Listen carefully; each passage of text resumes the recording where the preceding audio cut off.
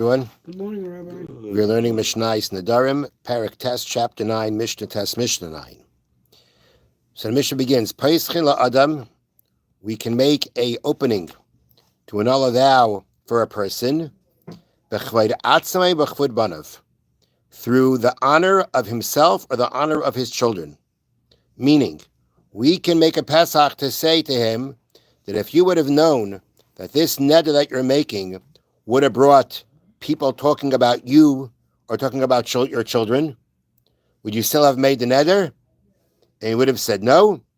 Then that becomes a Pesach to annul the neder and to say that what he forbade on himself is permitted.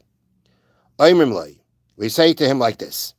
Now, the case is that the person made a kind of a neder that because of that neder, he's actually forced to divorce his wife.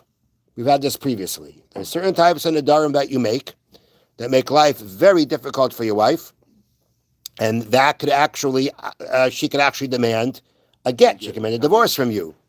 So now he's going ahead. Now, so this piece, he made this neder, and he's coming before a chacham to see what to do about finding a heter, to find an annulment for it. So Aimrim Loi, they say to him, Ilu ayisa yadeya, would you have known when you made that neder, Shalomachar Aimrim Alecha, that tomorrow, meaning the next day, they're going to say about you, Kachi Vesto Shalplini, this is the way of so-and-so. Megarish as Nashav, he divorces his wives.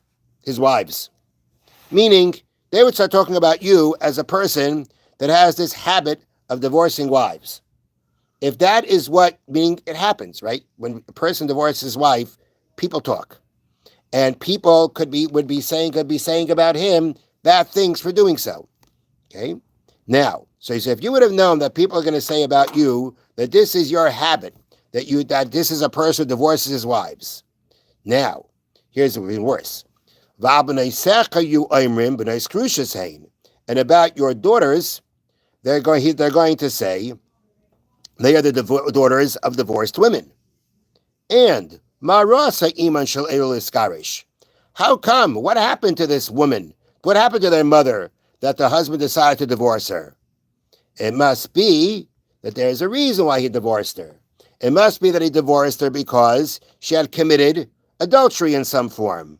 Now, if this is how the mother behaves, right? Then the daughters are going to have a spoiled reputation, and people are going to think that the daughters are going to follow in the way of their mother.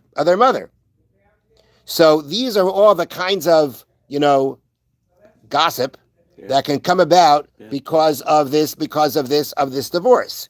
It could be bad for his reputation. It could be bad for his daughter's reputation. It could even possibly be bad for some. I don't know if they say this. I think I saw this somewhere else. But not sure. 1 second.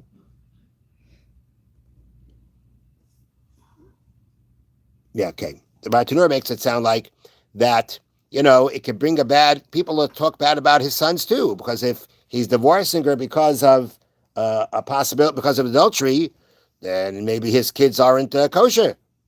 All these kinds of things that people would say. They say to the person, if you would have known, this is how people are going to start talking.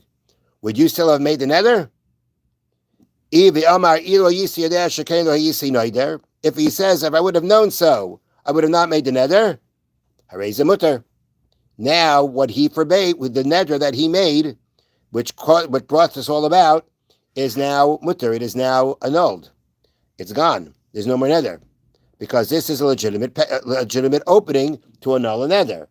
Now, the Bartanur explains that what the Mishna is teaching is like this. We had before a situation where the whole idea of a Pesach is that we say to him, if you would have known there is this result that's coming about through your neder, if you would have known about this result when you made the neder, would you have made it? No. If he says no, but that means he has to have a choice of saying yes or no, right? We have to consider that this person would be ready to say, yes, I still would have done it. Because in a situation where we're afraid he would never say, yes, I would have done it anyway, then when he says no, we are afraid he's lying. And he's not really saying the truth that he wouldn't have done it. Right? That was the example. If we say to you, if you would have known that you're a sinner against God for making a neder, would you still have made that neder? So if the guy says no, we don't consider that a good Pesach. Because what do you think? He's going to say, yes, I would have done it anyway? So here is an interesting point. The Mishnah is saying something very interesting, and that is that the Mishnah here is saying that this man who were telling him, let's say, for example, the part that says, people are speaking about your daughters, or people are going to speak about your daughters, right? Would you have still made the neder if you would have known that people are going to speak about your daughters? In order to be a legitimate heter, Pesach, it has to be that he would possibly say, yes, I would have done it anyway. And one might think that he would never do that about his daughters. He would never think that he would never say, yes, I would have done it anyway. And therefore, it's not a good Pesach. The Mishnah says, no, under certain circumstances that we accept the possibility, we accept the possibility that a person would have said, yes, I would have done it anyway.